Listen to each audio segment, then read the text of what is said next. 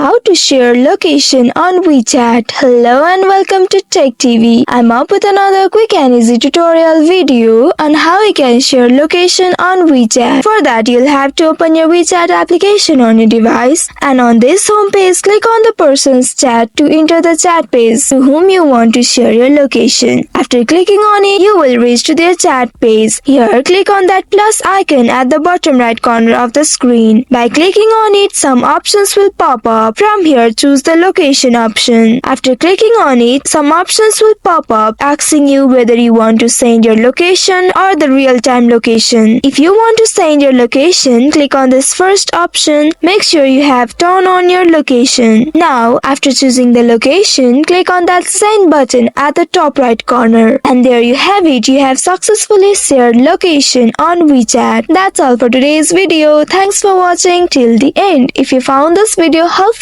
don't forget to like, share and subscribe the channel. Also hit that bell icon to get notifications on more such helpful tutorials. See you in next video. Stay connected.